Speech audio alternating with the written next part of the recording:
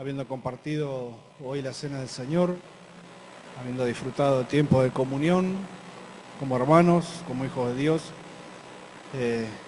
les invito a que busquemos ahora sí en la lectura de la palabra de Dios, un pasaje muy leído, muy compartido, muy enseñado y explicado.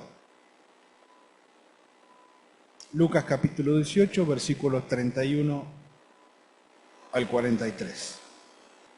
En la armonía de los evangelios, que es un material de estudio, se llama así, Armonía de los Evangelios, no recuerdo el autor, Crowley puede ser. ¿Te acordás, Osvaldo? La Armonía de los Evangelios, ¿quién lo hizo? Un autor muy conocido, pero bueno, el título, guárdenlo, si quieren después pueden conseguir, es un material interesante. Lo que hace es poner en paralelo los tres evangelios sinópticos más el evangelio de Juan y va desplegando el evangelio y en el relato de los cuatro todo el desarrollo y poniendo en paralelo aquellos pasajes que se repiten en uno o en otro y después poniendo cronológicamente aquellos que no están en comparación. Más que nada Juan es el que está fuera de este esquema, pero el autor lo va colocando en el lugar que corresponde. El pasaje que vamos a leer hoy es uno de esos. Son esos pasajes de armonía. Es decir, que es un pasaje que se encuentra en el mismo nivel o a la misma altura de concordancia en tiempo y también de personajes y de lugar, por lo que, aún salvando algunas diferencias, lo que vamos a leer, vamos a sacar algunas lecciones. Dice el versículo 31 de Lucas 18 lo siguiente: tomando Jesús a los 12 les dijo: he aquí subimos a Jerusalén y se cumplirán todas las cosas escritas por los profetas acerca del Hijo del Hombre. Pues será entregado a los gentiles y será escarnecido y afrentado y escupido. Y después que le hayan azotado, le matarán, mas al tercer día resucitará. Pero ellos, los discípulos, los 12, nada comprendieron de estas cosas. Y esta palabra les era encubierta y no entendía lo que se les decía. El Señor aquí nuevamente se adelanta a lo que ya las profecías del Antiguo Testamento habían enseñado acerca del Mesías sufriente, aquel que de acuerdo a Isaías 53 en su descripción muestra al Salvador como el Cordero inmolado ocupando nuestro lugar, aquel que en el Salmo 22 sería descrito en forma tan gráfica, tantos siglos antes de la consumación de la obra de la cruz. El Señor les está diciendo a sus discípulos: esto es lo que me va a acontecer, es decir, que Él está camino hacia Jerusalén y antes de participar en una nueva Pascua. Este es el viaje que definitivamente ya lo está encaminando hacia la cruz.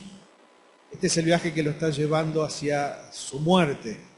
Son los últimos pasos del Cordero antes de ser sacrificado, inmolado por cada uno de nosotros. Las profecías acerca de Él se cumplirían una tras otra.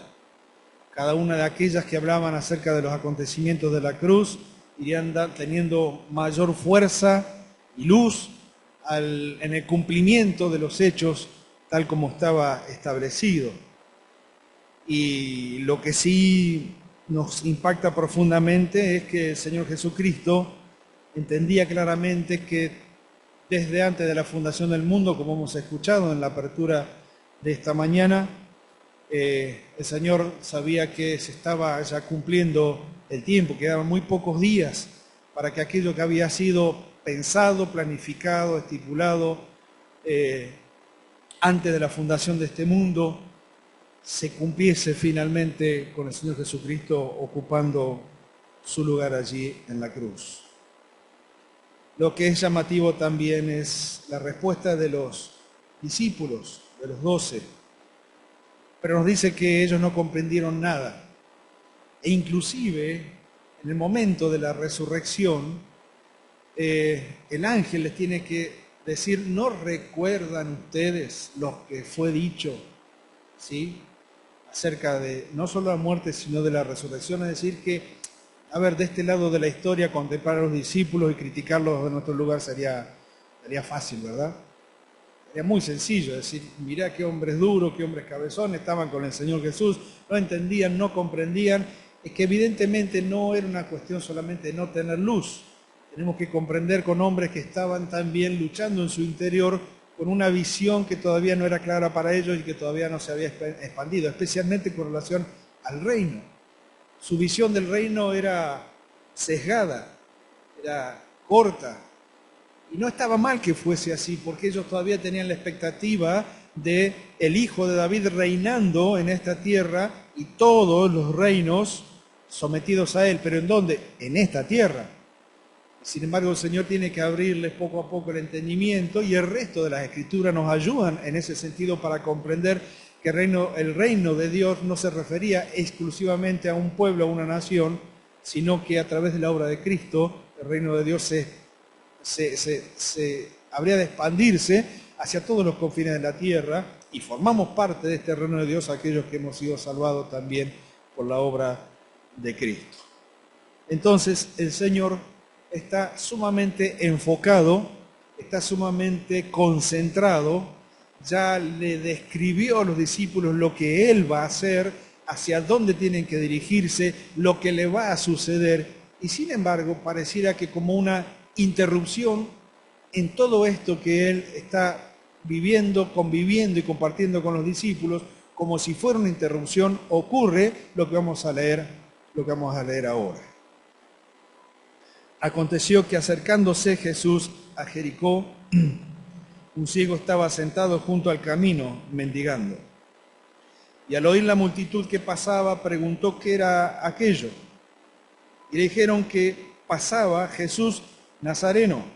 Y entonces dio voces diciendo, Jesús, hijo de David, ten misericordia de mí. Más de uno de los jóvenes especialmente estarán leyendo esta frase con una melodía en su mente, ¿verdad? Sí. Y los que iban delante le reprendían para que callase, pero él clamaba mucho más, Hijo de David, ten misericordia de mí. Jesús entonces, deteniéndose, mandó traerle a su presencia, y cuando llegó le preguntó diciendo, ¿qué quieres que te haga?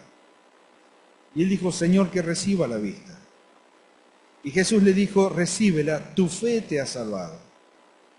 Y luego vio y le seguía glorificando a Dios. Y todo el pueblo, cuando vio aquello, dio alabanza a Dios. Este mismo pasaje lo podemos leer en Mateo 20, 29, y a partir de Mateo 20, 29, y en Marcos a partir del 10, 46. Son tres relatos. Mateo indica que eran dos. Marcos le pone nombre. ¿Cómo se llamaba? ¿Se acuerdan? Bartimeo, ¿sí? Bartimeo, hijo de Timeo. Si no me equivoco, por una cuestión del problema de la memoria corta, si no me equivoco, Mateo dice que el encuentro del Señor con los dos ciegos era saliendo, ¿verdad? Marcos y Lucas nos hablan que era ingresando en Jericó. Y aquí se produce una de aquellas contradicciones o aparentes contradicciones que se pretende encontrar en las Escrituras. No nos olvidemos, evangelios sinópticos son hechos contemplados por diferentes personas y con detalles que aporta uno, que aporta otro y aporta otro. Hay varias explicaciones a este hecho. Una de ellas es una explicación histórica y geográfica. En ese entonces, la ciudad de Jericó no era solamente una. Herodes el Grande habiendo contemplado la grandeza de la Jericó antigua, había hecho una continuación de la construcción de lugares de refrigerio para él, es decir, lugares de descanso. Actualmente la Jericó vieja se encuentra un oasis, ¿sí? Se encuentra un oasis de la antigua Jericó. En virtud de ese oasis es que Herodes el Grande construye se conocía como una nueva Jericó. Y de acuerdo al estilo grandioso de construir, Herodes el Grande la hace con grandes palacios, la hace con lugares para baño público, la hace con sinagoga, la hace completa. Entonces, los historiadores estiman que el Señor Jesucristo estaba saliendo de una Jericó y estaba dirigiéndose hacia la otra Jericó, lo cual explica aquello de salir y de entrar. Y entonces la idea es que en el medio de estas dos emplazamientos de la ciudad es donde el Señor Jesucristo se encuentra con estos dos hombres, de los cuales se conocía el nombre de uno, que era Bartimeo, y evidentemente al ser tan reconocido y es el que pega el grito y pega el llamado, es el que es tenido en cuenta como el que es salvado, aunque el relato de Mateo nos dice que los dos fueron sanados.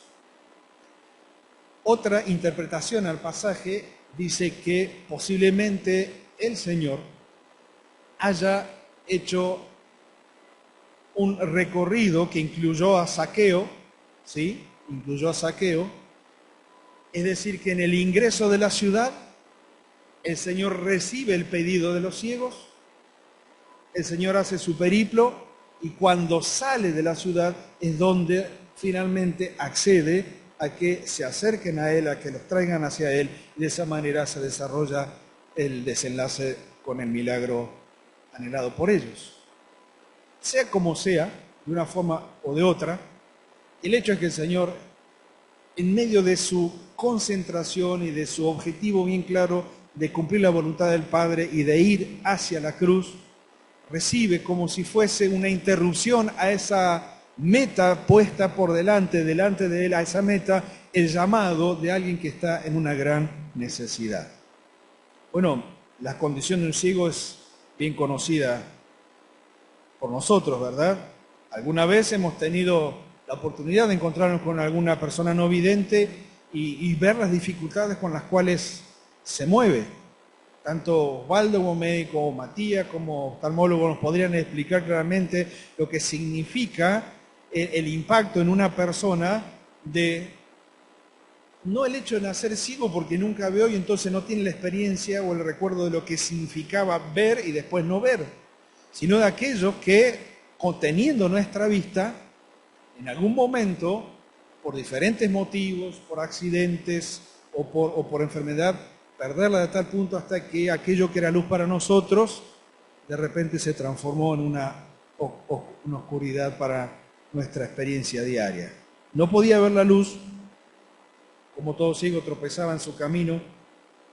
Otros tenían que conducirle de la mano para ir hasta ese lugar. La Escritura nos dice que ellos eran pobres, que mendigaban y que dependían de la misericordia de los caminantes, ¿sí?, para poder recibir aquellas cosas que necesitaba para vivir cada día. Ellos vivían de las limosnas del pueblo. Y en esta fecha en especial, en donde muchos hacían este camino para dirigirse a la Pascua en Jerusalén. Entonces para ellos era una buena oportunidad para recibir un poco más de ingresos conforme a la misericordia de las personas que pasaban a su lado.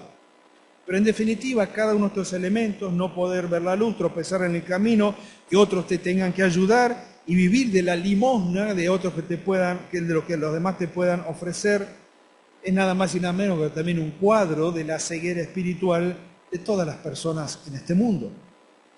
Porque en definitiva, cada uno de nosotros, al no recibir la luz del Evangelio, hemos permanecido en ceguera los años que hemos permanecido en ceguera hasta que se nos hizo la luz cuando escuchamos acerca del Evangelio de Salvador. Si recordamos nuestra conversión, seguramente podremos pensar en aquel momento en donde inmediatamente después de haber escuchado y la aplicación por el Espíritu de la palabra de Dios en nuestra alma, en nuestro espíritu, la comprensión de nuestra realidad delante de Dios y la comprensión del plan maravilloso en la obra de Cristo hacia nosotros fue que se nos hizo la luz en ese instante y comprendimos en la oscuridad en donde estábamos. De hecho, la Escritura hace este pasaje de la luz, de las tinieblas a la luz, del reino de las tinieblas al reino de la luz, del ámbito de las tinieblas al ámbito de la luz. Es decir, que este concepto de oscuridad y de luz no solamente tiene que ver con la idea primera de parte de Dios de en el principio, ¿sí? Y la creación, la luz antes de la creación de las lumbreras, es decir, esto de lo bueno que es la luz para el hombre, tanto en su experiencia física y cuanto más para el ser humano en su experiencia espiritual. Es un cuadro de la ceguera espiritual de todos los perdidos.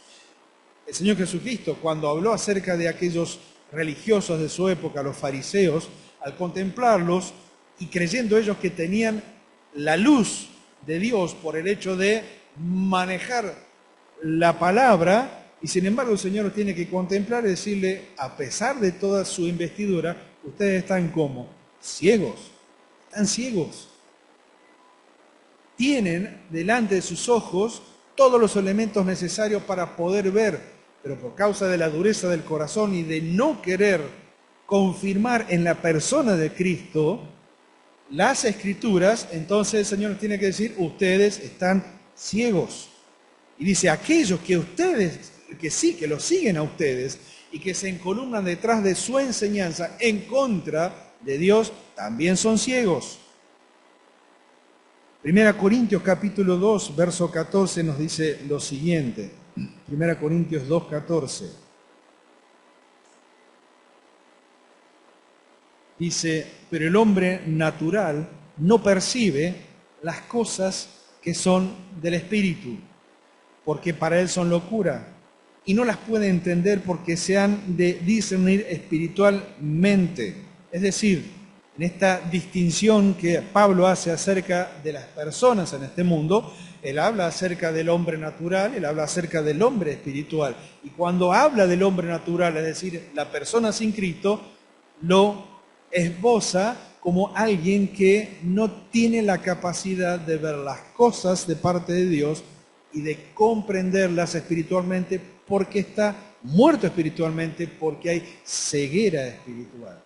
Pero aquellos que tenemos a Cristo y el desarrollo nos marca que nosotros hoy tenemos la luz por causa de la palabra y por causa de la acción del Espíritu Santo que nos guía a toda verdad. No podemos olvidar que aparte hay un agente externo que trabaja y actúa para que el estado del ser humano sin Dios se mantenga en esa situación. ¿Quién es? Satanás. Satanás. 2 Corintios capítulo 4, versículo 4, dice, leemos el 3, pero si nuestro evangelio está aún encubierto, entre los que se pierden está encubierto, en los cuales el Dios de este siglo, Dios con minúscula, de este siglo, cegó el entendimiento de los incrédulos para que no les resplandezca la luz del evangelio de la gloria de Cristo, el cual es la imagen de Dios. Esta oscuridad tiene una razón. En primer lugar, haber sido concebidos en pecado. Pero tiene una razón externa y es la actividad satánica, la actividad de este sistema para tratar de mantener al hombre en este estado de ceguera espiritual. Bueno, de esa cantera salimos todos. De esa cantera hemos salido todos. Hayas nacido en un hogar cristiano, hayas nacido con papá y con mamá, creyentes, fieles, hijos de Dios, aunque hayas nacido en un lugar así, estabas ciego. Y lo que necesitabas era la luz del Evangelio. De esa condición, de esa cantera hemos sido sacados todos. y de cada una de estas piedras el Señor utiliza para ir edificando su iglesia. Por lo tanto, no tenemos nada de qué jactarnos de nuestra posición actual en cuanto a nosotros. Sí nos gloriamos en Cristo por la obra que Él hizo a nuestro favor para sacarnos de las tinieblas y llevarnos a la luz. Por lo tanto, uno puede contemplar a este hombre ciego e identificarnos claramente. Y uno dice, bueno, nunca perdí la vista, pero estábamos ciegos. Y la figura de este hombre, en la cual Marcos le pone nombre, se llama Bartimeo, es la figura de cada uno de nosotros, de nuestra especial necesidad, la necesidad de conocer a Cristo.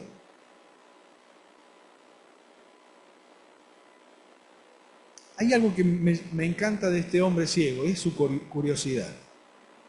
Por supuesto, vivir al lado del camino le daba una ventaja, escuchar todo lo que pasaba. Hay sentidos que se desarrollan más que otros en una persona que carece de algún sentido natural. Entonces, una persona ciega desarrolla un excelente tacto, desarrolla una capacidad para ubicarse en tiempo y en espacio y desarrolla muy buen oído. Entonces, aquel hombre acostumbrado a estar a la vera del camino seguramente habrá escuchado todo lo que se conocía acerca de Jesús. Todo.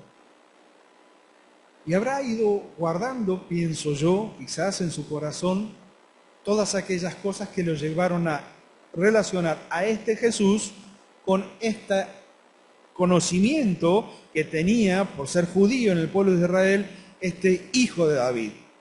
Y entonces en algún momento él tiene que haber cruzado la información entre lo que escuchaba y entre lo que sabía, y llega a esta conclusión y dice, verdaderamente este hombre, si es quien dice ser, si hace lo que dicen que hace, si lleva adelante los milagros, los portentos y las obras maravillosas que se cuentan que él, entonces no puede ser otro más que Jesús, hijo de David. Para él escuchar y cruzar la información fue llegar a una sola conclusión.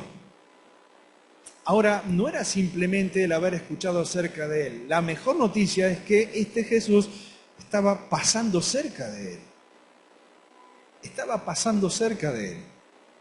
Y entonces esto de escuchar que pasaba cerca de él y reaccionar a la vez fue para él una sola cosa. Al oír la multitud que pasaba, preguntó qué era aquello.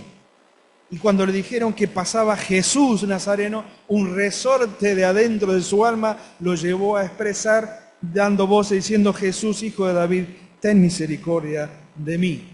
La expresión esta dio voces a la segunda expresión, clamaba mucho más, tiene una gran diferencia en el lenguaje. La primera nos dice que nos habla acerca de un hombre que dice, bueno, levanto la voz y quiero escuchar. Y al no obtener respuesta, ¿qué es lo que hace? Gritó, directamente gritó. Este clamaba mucho más, parece una redundancia en toda la expresión, pero es para darnos a entender de que Bartimeo, o este hombre ciego, no se quedó simplemente con una posibilidad que pasara y se diluyera y nunca más volviera. Para él era la oportunidad de su vida. Aquella frase, nuestra necesidad es la oportunidad de Dios, se hizo realidad en la vida de este hombre.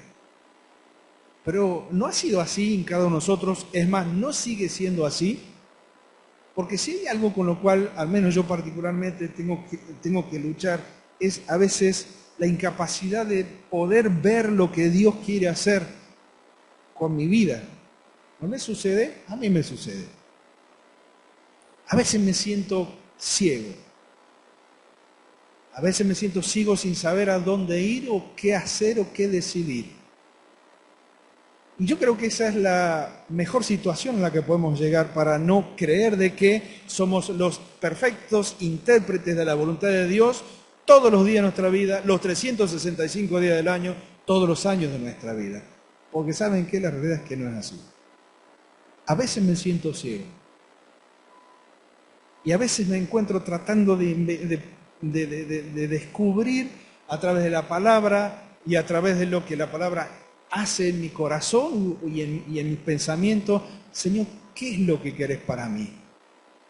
Y aquello de necesidad y oportunidad son una sola cosa. Porque como alguien expresó, nuestra gran necesidad nos hace llevar muchas veces a expresar las oraciones más poderosas, no porque tengan poder en sí, pero porque están colocadas en las manos de un Dios poderoso para que nos responda. John Newton, alguna vez, ¿saben quién es John Newton, no? Algunos sí, el que escribió aquel hermoso coro tirando a himno, ¿sí? Sublime Gracia, escribió alguna vez sobre este pasaje lo siguiente. Dice, a un rey tú ahora acudes. Trae entonces tus grandes peticiones, pues su gracia y su poder tales son que nadie jamás puede pedir demasiado. Entonces John Newton, que al final de sus días también se quedó ciego, y dice que a él le quedaba el recuerdo de los fantasmas de todos aquellos que habían muerto por su causa, todos los esclavos que habían sido tirados al mar, o que habían muerto en los barcos, eran los fantasmas, dice que lo acompañaban siempre en el recuerdo de su vieja vida, y que para un pecador tan grande era necesaria una gracia tan grande como la del Señor. Él aprendió en su ceguera a pedirle a Dios aquellas grandes cosas que necesitaba para su vida. Vuelvo a decirlo, en nuestra experiencia del año pasado, con respecto a nuestro ejercicio, a nuestra reunión de oración, en lo personal, en lo familiar, creo que hemos sido ejercitados en ese sentido. Y no deberíamos olvidarnos de permanecer en ese estado, si se quiere, de oración. Gran necesidad es una gran oportunidad. Y la oportunidad solo puede ser dada por aquel que tiene poder para cambiar todas las cosas. Si lo hizo con un hombre ciego, tirado a la vera del camino, que tenía una sola oportunidad porque el Señor pasaba y ya no volvería más porque se dirigía hacia Jerusalén y hacia la cruz. Si lo hizo este hombre, quien clamó una vez y clamó a gran voz otra vez, ¿por qué nosotros no podemos hacerlo? ¿Qué nos detiene muchas veces nuestro propio clamor? Es cierto, estamos culturizados, tenemos nuestras formas y tratamos de que nuestras expresiones no sobrepasen cierto volumen o cierto nivel. No está mal, porque eso también nos permite distinguirnos quizás de otros lugares en donde el grito es lo que impacta a los vecinos y no el testimonio de la iglesia. No está mal, pero tampoco está mal clamar y tener el mismo sentir que tuvo este hombre ciego, que ante su gran necesidad clamó ante el único que lo podía ayudar. El bullicio de la multitud lo acompañaba. Él entendió que había algo especial y se le dijo que el Señor Jesús estaba pasando por aquel lugar. Y quizás, contemplando todos los que están presentes aquí en esta mañana, estás aquí por curiosidad. Te preguntás qué es esto de la iglesia que se reúne.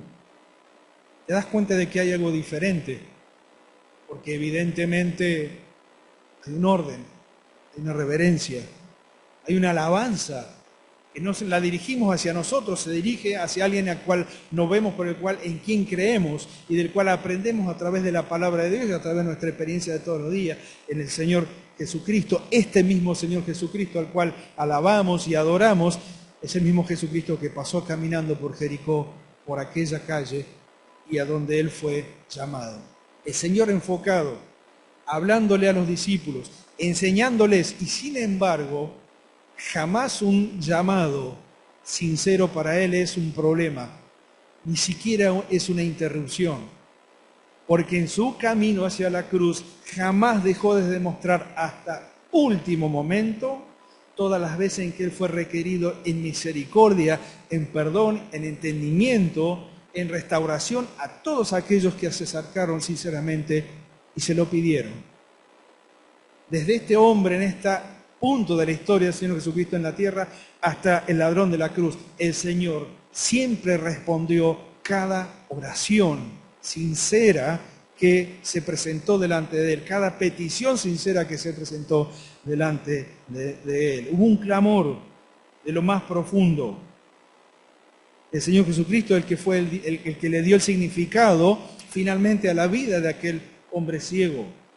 Jesús, hijo de David, ten misericordia de mí. Él reconoció a Jesús como el prometido hijo de David. Él reconoció a Jesús como la fuente de misericordia. Tenla hacia mí. Él no se dejó intimidar por otros. Él no se dejó sobrepasar por aquellos que le decían, cállate, no grites, no es necesario.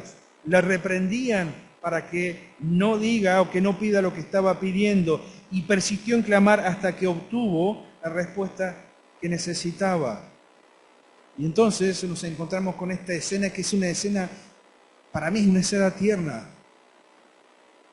porque aquel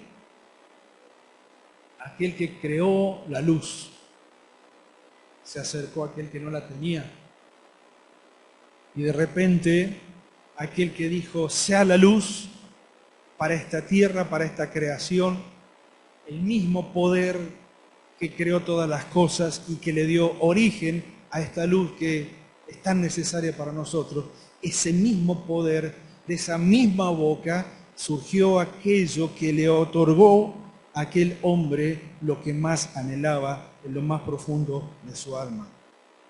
Jesús lo invitó a acercarse, tráiganlo conmigo. Cuando llegó le preguntó diciendo, ¿qué quieres que te haga? ¿Tan lógica la pregunta? Sí, lógica, porque en definitiva tiene que ver con lo que nosotros le decimos al Señor Jesús. A veces pareciera que no es necesario decir nada, a veces sucede así. Hay oraciones que no tienen expresión audible, y le damos gracias a la explicación que nos da el apóstol Pablo acerca de la actividad que el Espíritu Santo tiene para con nosotros en nuestro espíritu, quien hurga en lo más profundo, permítanme la expresión, hurga en lo más profundo de nosotros, en lo que aquello muchas veces no podemos expresar con palabras, lo toma y lo presenta delante de Dios como una oración explícita para Él. ¿Cómo habremos de pedir? ¿Cómo habremos de pedir? Y hay situaciones en donde no sabemos qué, no sabemos cómo. Las palabras sobran, o mejor dicho, no nos alcanzan. ¿Cómo? Bueno, como hijos de Dios tenemos esa gran ayuda. A veces solamente tenemos que llegar en silencio. A veces solamente tenemos que decirle, Señor, ayúdame a ver porque no veo. Estoy pasando por esta situación. No lo entiendo, no lo veo. Y no tengo duda que aquel que dio luz a un ciego físico puede darnos luz cuando nosotros nos sentimos ciegos en nuestra comprensión. La oración del apóstol Pablo para los hermanos en Éfeso era: oro para que tengan luz, entendimiento, comprensión, que espiritualmente podamos discernir las cosas que nos suceden. Y habiendo discernido de esta manera, poder responder espiritualmente a las cosas que nos suceden. Porque ese es el gran desafío. Porque ante una prueba, ante una dificultad, ante una pérdida, a veces el desvío es el camino más corto en nuestras decisiones, y es ahí donde nos equivocamos, y en vez de obtener más luz, obtenemos más oscuridad. Aquel hombre pidió, y de la misma manera en que el Señor lo invitó, Él nos invita a todos. Instruye a que cada uno haga su parte, porque en definitiva cuando alguien trae a una persona a este lugar, está de alguna manera, invitas a un amigo, invitas a un familiar, invitas a un compañero, estás trayendo un ciego para que reciba luz. Cada persona que traemos para que escuche la palabra de Dios en este lugar, o cada persona que es invitada a nuestra casa, o cada persona con la cual el Señor nos permite tener un encuentro, un contacto, y por lo tanto compartir nuestra fe, nos estamos encontrando con un ciego que necesita la luz. Y nosotros somos los portadores de aquella lámpara para que pueda ver que es la palabra y a través de ella su estado y a través de este reconocimiento su necesidad. Y en su necesidad el pedido a Dios, que es el único que puede responder positivamente y con poder ante esto. ¿Debemos traer a las personas a Jesús? Sí, es una parte del trabajo de la iglesia local. Y la pregunta del Señor Jesucristo, ¿qué quieres que te haga? La respuesta lógica ante toda necesidad. Y la respuesta de este hombre es interesante, porque lo primero que le dice es, Señor. Ya no era simplemente Jesús, hijo de David, ya no era simplemente el hombre de la misericordia, ahora era el Señor. Miren, hay autores con respecto a este pasaje que niegan la salvación de este hombre ciego. Porque dicen que hay que hacer la distinción entre el pedido de poder para ser salvado, al pedido de poder para ser curado, al pedido de poder para ser salvado. Es como que este hombre, al no haber dicho las palabras correctas, jamás podía haber obtenido la salvación. Sí obtuvo la sanación, pero dicen jamás obtuvo la salvación porque no dijo las palabras correctas. Repito, hay situaciones en donde las palabras no salen, pero en este hombre hubieron palabras que reconocían precisamente lo que cualquier judío que comprendía las Escrituras y las relacionaba directamente con la persona del Señor Jesucristo, dijo las palabras correctas. Jesús, hijo de David, el hombre de la misericordia, el único que podía cambiar su situación, pero por sobre todas las cosas, Señor. Y en este reconocimiento hay un sometimiento de la voluntad de este hombre hacia aquel que pasaba por el camino. Y nadie se somete al Señor si no toma la decisión de querer seguirle y de creerle. Por eso el Señor Jesucristo le dijo, después de decirle al Señor que recibe la vista, recíbela, por tu fe has sido sano, por tu fe te has sanado. No, tu fe te ha salvado. A veces quizás cometemos el error de encuadrar la obra del Señor de acuerdo a ciertos moldes, pero el poder de Dios y la omnisciencia de Dios nos excede a nosotros por el hecho de que no somos Dios. Y la multiforme gracia de Dios tiene esta capacidad de ir por tantos lugares donde nosotros ni siquiera sabemos y conocemos para ir a buscar al que está perdido. Puede ser, como hemos escuchado, situaciones de hombres que se convirtieron en la cárcel haciéndose los cigarrillos con las hojas de la Biblia porque eran suavecitas y aptas para poner el tabaco y poder hacer un cigarrillo mucho mejor que hacerlo con un papel cualquiera. Y se va fumando cada una de las hojas de la Biblia hasta que llega justamente el pasaje que tenía que leer, se le hace la luz, pide perdón por sus pecados y se convierte. ¿Creen que esto es fábula? ¿Cree que el Señor no puede obrar de esa manera? Y si era la única manera, la única forma y la única posibilidad que tenía, ¿cómo podemos nosotros juzgar el sí o el no? Evidentemente después tiene que haber un cambio, no hay duda de eso. Pero no pretendamos encasillar la obra de Dios de acuerdo a mi sola visión o mi sola anteojera, pensando que es de esta forma, con estas palabras y con esta fórmula. Dios conoce más que nosotros y Dios conoce los corazones mucho más que nosotros. Por eso la respuesta del Señor para aquel hombre fue, recíbela, tus ojos sean abiertos. Porque no fue una cuestión simplemente de fe para creer por sanidad. Creíste en aquel que podía darte la luz a los ojos, pero confiaste en aquel que podía darte mucho más de lo que pedías y pensabas. Tu fe te ha salvado. Y luego vio y le seguía glorificando a Dios, y todo el pueblo cuando vio aquello dio alabanza a Dios. el Jesús de Nazaret que pasó por aquellas calles sigue pasando en el día de hoy. Si Él nos preguntara hoy, aún siendo creyente, ¿qué quieres que te haga? Yo creo que cada uno de nosotros tenemos nuestra necesidad. No tenemos todas las cosas resueltas, ¿verdad? No tenemos todas las cosas resueltas. Todavía hay muchas situaciones que nos inquietan, que a veces nos quitan el sueño, que nos dejan sin paz. Todavía hay esperanzas, todavía hay peticiones, todavía hay fe. Hay muchas cosas que sin duda el Señor conoce perfectamente de cada uno de nosotros. Si Él nos preguntara, y quizás lo está haciendo en esta hora, ¿qué quieres que te haga? ¿Qué le diríamos? Y ahí la respuesta ya es muy personal, ¿verdad? ¿Qué quieres que te haga? La misma pregunta a aquel ciego es la misma pregunta para nosotros en este día. Hay dos cosas de las cuales podemos estar seguros, de que el Señor responde. Siempre responde. Aún con su silencio también responde. Y ese silencio a veces nos sirve para tratar de comprender mucho más nuestro estado, nuestra situación y depender mucho más de Él. ¿Qué quieres que te haga? Bueno, Señor, esta es mi necesidad.